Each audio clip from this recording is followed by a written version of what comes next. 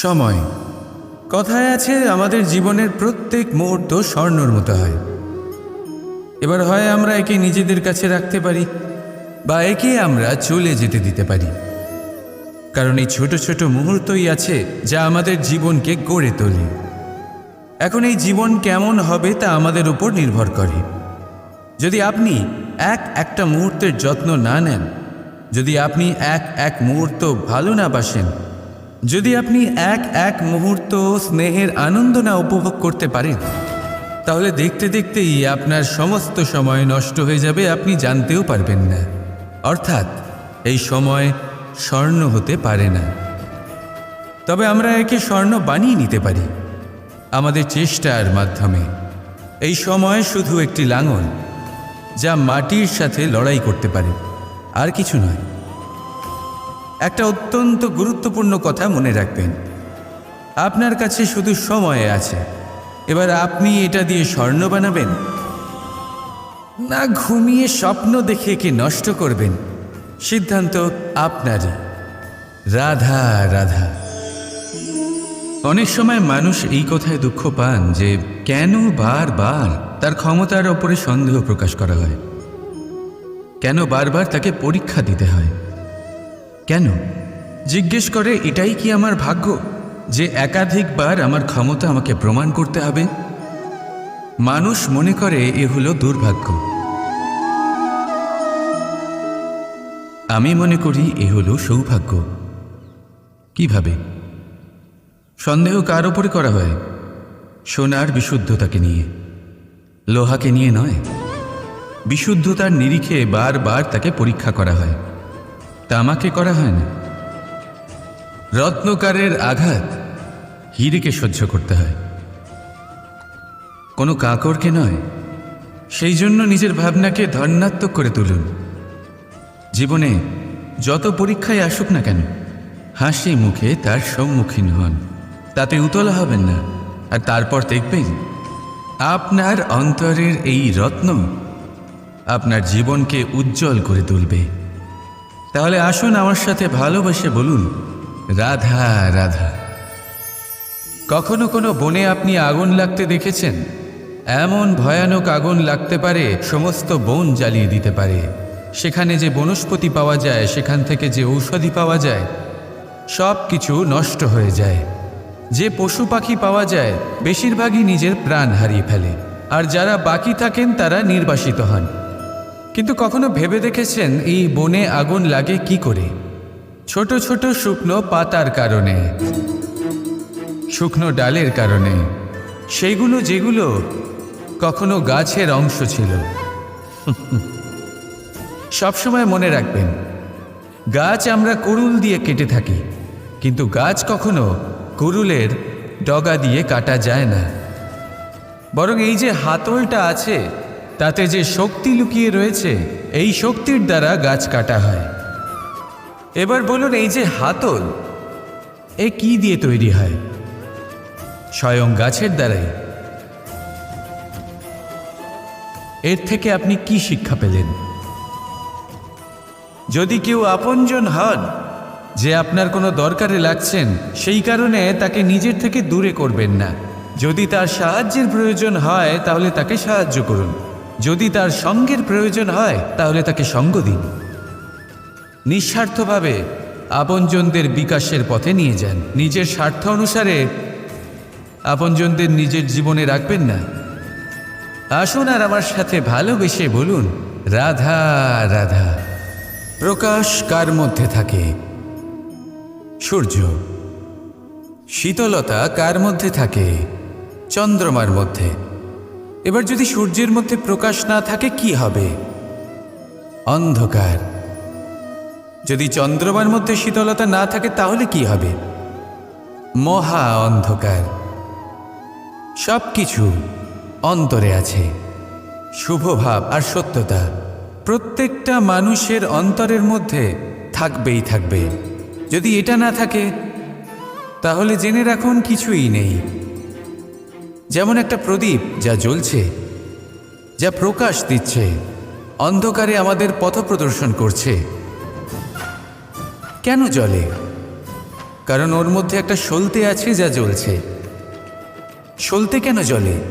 কারণ তার ভিতর ঘি আছে যা ওই সলতেকে জ্বলতে সাহায্য করে। সব কিছুই আমাদের মনের ভিতরেই রয়েছে, ভালো ভাব এবং সততাও। এই নিয়েই কর্ম করতে থাকুন আর জীবনের সামনে এগোতে থাকুন। সমস্ত জীবন আলোকিত হয়ে উঠবে। আসুন আর আমার সাথে ভালোবেসে বলুন, রাধা রাধা। ভক্তি আর শক্তি, এই দুইয়ের মধ্যে সম্পর্ক অত্যন্ত সরল। মানুষ ভক্তি করেন যাতে তিনি শক্তি লাভ করতে পারেন, আর শক্তি লাভ করার পরে ভক্তিভাব ভুলে যান আর শক্তির প্রতি আসক্তিতে মত্ত হয়ে যান, আর সেখান থেকেই তার বিনাশ শুরু হয়। কেন? কারণ ভক্তির দ্বারা প্রাপ্ত শক্তি অন্য কারোর হিতের জন্য ব্যবহার করতে হয়, অন্য কারোর মঙ্গল করার জন্য ব্যবহার করতে হয়, কারোর বিনাশের জন্য নয়। এবার যদি আমি আপনাদের একটা উদাহরণ দিয়ে বোঝাই, তাহলে কোদাল দিয়ে আমরা মাটি কোপাতে পারি, একটা গর্ত খুঁড়তে পারি যাতে একটা নতুন বৃক্ষ জন্ম নিতে পারে, একটা বৃক্ষ যা অন্য জীবকে ফল প্রদান করবে, যাত্রীদের ছায়া প্রদান করবে। কিন্তু এই কোদালের ব্যবহার যদি আমরা অন্য কারোর ক্ষতি করার জন্য করি, তাহলে ক্ষতি শুধুমাত্র আমাদেরই হবে। তাই জীবনে যদি আপনি কোনো শক্তি লাভ করেন, হয়তো ভক্তির দ্বারা বা অন্য যেখান থেকেই হোক, তার সদ্ব্যবহার করতে শিখুন, নয়তো এই প্রাপ্ত শক্তি আপনার পতনের কারণ হয়ে দাঁড়াবে। তাহলে আসুন আমার সাথে ভালোবেসে বলুন, রাধা রাধা। পঞ্চমহাতত্ত্ব, পঞ্চমহাভূত, এদের বিষয়ে আমি আপনাদের সব কিছুই বলে দিয়েছি। কেন? এরা আমাদের জীবনের সব থেকে বড় শিক্ষক। আর এদের থেকে আমরা কি শিক্ষা পাই? নিশ্চিতরূপে এই পঞ্চমহাতত্ত্ব আমাদের দেহের নির্মাণ করে, কিন্তু একটা ষষ্ঠ মহাতত্ত্ব রয়েছে,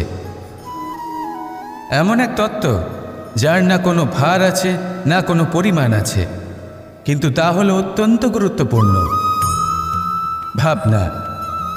কেউ একে আত্মা বলে, কেউ একে বিবেক বলে, কেউ একে প্রাণ বলে, আর কেউ বলে চেতনা। এবার এই চেতনা যখন পঞ্চমহাতত্ত্বের সাথে জুড়ে যায়, এক হয়ে যায়, তখন মানুষের জীবনের নির্মাণ হয়। এবার আপনার দেহের নির্মাণ জন্ম থেকেই পঞ্চমহাতত্ত্ব করে দেয়, কিন্তু এই ভাবনা, এই চেতনা, একে আপনি নিজেই এগিয়ে নিয়ে যেতে পারেন। একে দিশা দেখাতে হবে, এর বিকাশ আপনাকেই করতে হবে। কিভাবে? তা আপনার ওপর নির্ভর করছে। আপনি এর সদ্ব্যবহারও করতে পারেন, দুর্ব্যবহারও করতে পারেন। এমন এক দিশা দিতে পারেন, এমন সদ্ব্যবহার করতে পারেন যে আপনি নিজেই কোনোদিন ভগবদ্গীতার জ্ঞান দিলেন। এমন দুর্ব্যবহার করতে পারেন, এমন দিশাও দিতে পারেন যে আপনি হয়তো শকুনের মতোই মহাভারত রচনা করলেন। এই চয়ন আপনারই। শুধু এই চেতনার শুদ্ধতার দিকে বিশেষ নজর রাখতে হবে। যদি এই চেতনা শুদ্ধ হয় তাহলে প্রেম থাকবে, আর যদি এই চেতনা অশুদ্ধ হয় তাহলে বিদ্বেষ হবে। আর আমার মতে সুখ এবং শান্তি প্রেমের দ্বারাই লাভ হবে, বিদ্বেষ দ্বারা নয়। তাহলে আসুন আর আমার সাথে ভালোবেসে বলুন, রাধা রাধা। এই ব্রহ্মাণ্ড কত বৃহৎ, তাই না? যার সম্মুখে এই পৃথিবীকেও একটা বিন্দুর মতো মনে হয়।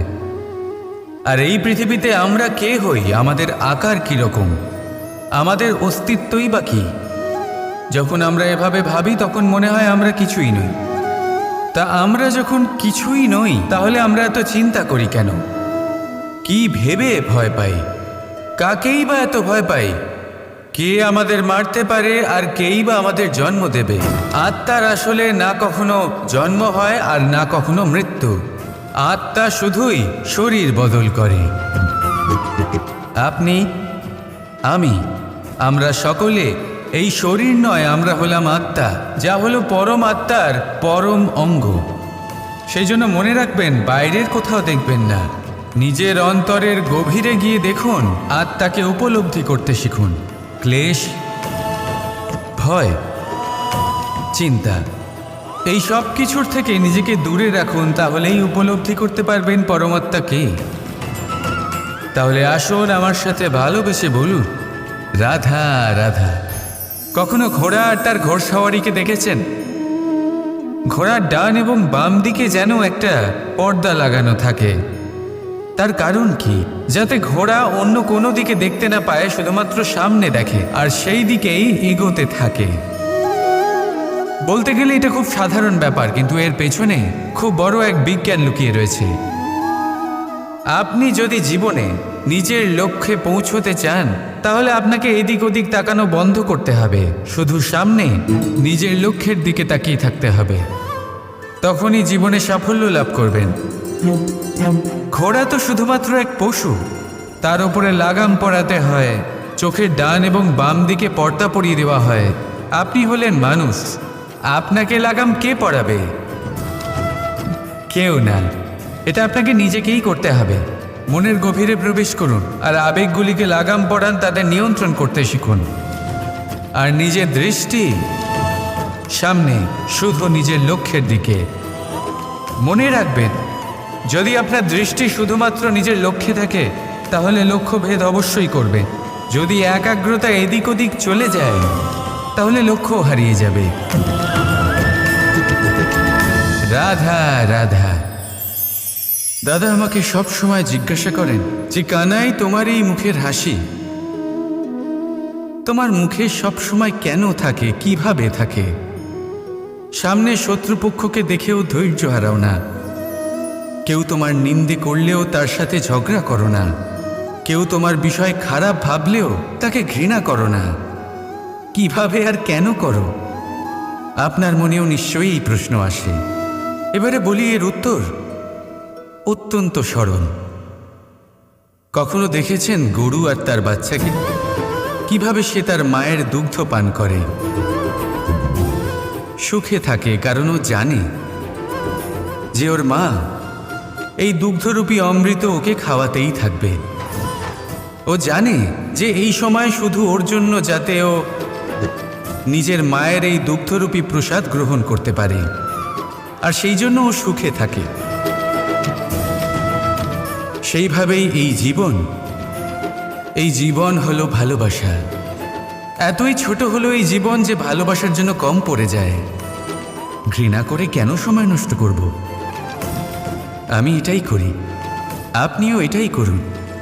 ভালোবাসুন, সবার মধ্যে ভালোবাসা ছড়ান, আর এই ভালোবাসার সাথেই বলুন, রাধা রাধা। বন্ধু আর শত্রু, প্রত্যেকের জীবনের একটা বড় অংশ এর উপরে নির্ভরশীল হয়ে থাকে। আপনার জীবনের সফলতা আর অসফলতাও এর উপরে নির্ভরশীল। কিন্তু এই বন্ধু এবং শত্রুদের খুঁজে পাওয়ার জন্য আপনাদের বাইরে যাওয়ার প্রয়োজন নেই, কারণ এরা স্বয়ং আপনার ভেতরেই আছে। আপনি যদি বিনম্র থাকেন, যদি আপনি নিরন্তর প্রয়াস করতে পারেন, তাহলে আপনার কোনো বন্ধুর প্রয়োজন নেই। যদি আপনার মধ্যে অহংকার থাকে, যদি প্রতি কথায় আপনার মধ্যে ক্রোধ উৎপন্ন হয়, তাহলে আপনার শত্রুর কোনো প্রয়োজনই নেই। নিজের অন্তরের এই বন্ধু ও শত্রুকে চিনুন, আর আমার সাথে ভালোবেসে বলুন, রাধা রাধা। আপনি জীবনে কখনো দেখে থাকবেন অথবা শুনে থাকবেন যে মানুষ যখন দুধ পান করে, তার মধ্যে যদি কোনো মাছি এসে পড়ে, সে আর সেটা পান করে না, সেই দুধকে কোথাও ফেলে দেয় সে। কিন্তু ভেবে দেখুন, এখানে পরিস্থিতি একটু আলাদা হলে, দুধের বদলে ঘি থাকলে মানুষ কি করে? সেই ঘি ফেলে দেয় না, সেখান থেকে মাছিটাকে বের করে ফেলে দেয়। এটা দিয়ে আমরা কি শিক্ষা পেলাম? এটাই যে এখানে মাছি গুরুত্বপূর্ণ নয়, গুরুত্বপূর্ণ হলো সেই খাবার, ঘি। এবারে ভাবুন, দুধ আর ঘি এই দুই উৎপন্ন হয় গরু থেকে, তাহলে বেশি মাহাত্ম্য ঘিকে কেন দেওয়া হয়? তার কারণ, যে যত বেশি তাপ সহ্য করে সে তত উৎকৃষ্ট হয়, সে ততটা মূল্যবান হয়। এতটাই মূল্যবান যে যদি তাতে কোনো দোষও থাকে মানুষ সেটা গ্রাহ্য করে না। তাই মনে রাখবেন, এই পুষ্টি অপুষ্টি এ শুধুই নামমাত্র, কিন্তু পরিশ্রম করা, সংঘর্ষ করা, তাপ সহ্য করা, এটা মানুষের অনুভূতি। তাই নাম নিয়ে না ভেবে অনুভূতির ওপরে মনোনিবেশ করুন, তাকে গুরুত্ব দিন। আর আসুন আমার সাথে ভালোবেসে বলুন, রাধা রাধা। মায়ের আরেকটা সবথেকে মহান গুণ পরিস্থিতির সাথে নিজেকে মানিয়ে নেওয়ার অদ্ভুত শক্তি। যেভাবে একজন মা নিজেকে মানিয়ে নিতে পারেন আর কেউ তা পারে না। মা একটা বিশাল নদীর মতো, যার গতিবেগ অপরিসীম, কিন্তু অহংকার একটুও নেই। যেভাবে একটা নদী পথের অনুকূলে প্রবাহিত হয়, সেভাবে একজন মা নিজের সন্তানের স্নেহে ঢলে পড়ে, পরিস্থিতি যাই হোক না কেন। সন্তানের ঘুমানোর সময়ের সাথে নিজের ঘুমানো, সন্তানের জাগার সময়ের সাথে নিজের জেগে ওঠা, সন্তানের পছন্দ মতো খাবার সে নিজের পছন্দের খাবার বানিয়ে নেয়। এটা মায়ের আঁচলই বটে, যা রোদে ছায়া হয়ে আসে, যা শীতে কম্বলের কাজ করে। মা এমন হয় যে সন্তানের যাতে ঘুম না ভাঙে সেই জন্য সে এক পাশ হয়ে ঘুমানোর অভ্যেস করে নেয়। আর পরিস্থিতির সাথে শুধুমাত্র সেই মানিয়ে নিতে পারে যে সন্তানকে প্রকৃত ভালোবাসে। এই মাকে আমার শত কোটি প্রণাম। রাধা রাধা। লোকজন আমাকে সবসময় এই প্রশ্ন করতে থাকে যে বন্ধুত্বের প্রকৃত অর্থ কি, এই প্রেমের প্রকৃত অর্থ কি। আর আমি শুধু হেসে যাই, কারণ এটা সেরকমই প্রশ্ন যেন কেউ জিজ্ঞেস করছে যে অনর্থের অর্থ কি। অনর্থ যখন হয়েই গেছে তখন তার অর্থ জেনে কি হবে।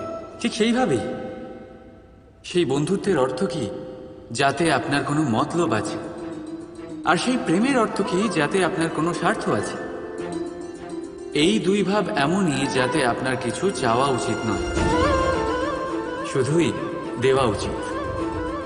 আপনার সময়, আপনার ভাবনা, আপনার সুখ কিছু চাওয়ার জন্য করলে সেই বন্ধুত্ব কিসের? কিছু পাওয়ার জন্য করলে তা প্রেম কিসের?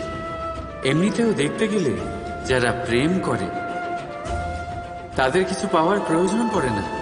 আর যাদের কাছে আছে 2.5 অক্ষরের শব্দ প্রেম, তাদের কাছে সংসারের সব থেকে বড় ভান্ডার আছে। তাহলে আপনারা এই ভান্ডার বৃদ্ধি করুন আর আমার সাথে বলুন, রাধা রাধা। আমরা মানুষেরা একসাথে থাকি, আনন্দ কষ্ট মিলেমিশে ভাগ করি, প্রয়োজনে একে অপরের সাহায্য করি, সহায়তা নিও। কিন্তু সবসময় সাহায্য নেওয়া কি উচিত? এবার আপনাদের মধ্যে কেউ বলবেন একদমই উচিত। এতে ক্ষতি কি আছে? মানুষই তো মানুষের কাজে আসবে। একদম ঠিক বলেছেন আপনি। কিন্তু সব সময় সাহায্য নেওয়া একেবারেই উচিত নয়। কারণ যদি কথায় কথায় সাহায্য নেওয়া অভ্যেসে দাঁড়িয়ে যায়, তাহলে আপনি নিজে দুর্বল হয়ে পড়বেন। নিজেই সমস্যার সমাধান না করে আপনি কথায় কথায় অন্যদের থেকে সাহায্য নেবেন। আর দ্বিতীয়ত, সহায়তার সাথেই জড়িয়ে থাকে উপকারের আভার। তাই যার থেকে সাহায্য নিয়েছেন তার কাছে আপনাকে নত হয়ে থাকতে হবে। এই জন্য বিপদের দিনেও ভেবে চিন্তে সাহায্য নিন, কারণ বিপদ তো কিছুদিন পর কেটে যাবে, কিন্তু সেই উপকারের ঋণের ভার জীবনভর আপনার সাথে থাকবে। রাধা রাধা। যবে থেকে মানুষের জন্ম হয়েছে জ্ঞাতি পরিচিতির। আর আজকের যুগে ব্যক্তির মূল্যায়ন করা হয় এইটা দেখে যে তার পরিচয় কার সাথে যুক্ত, তার পরিচয় কোন স্তরে আছে, তাই তো? আপনার আশেপাশেও এরকম অনেক মানুষ আছে যে নিজের পরিচয়ের জোরে নিজের কাজ করিয়ে নেয়। এমন অনেক মানুষ আছে যে নিজের পরিচয় দিয়ে কাজ পেয়ে যায়, ধন অর্জন করে। কিন্তু আপনি একটু ভেবে দেখুন, এটা কি ঠিক? পরিচয়ের ভিত্তিতে পাওয়া কাজ আপনার সাথে ততক্ষণ থাকবে যতক্ষণ আপনার তার সাথে মধুর সম্পর্ক থাকবে। সম্পর্কে ছেদ হলেই কাজ বেরিয়ে যাবে আপনার হাত থেকে। তাহলে কি করা যায়? এর উত্তর হলো কাজ। নিজের কাজ মন দিয়ে করুন, নিজের কাজ নিশ্চিত হয়ে করুন, কারণ পরিচয়ের ভিত্তিতে পাওয়া কাজ বেশি সময় থাকবে না, কিন্তু কাজ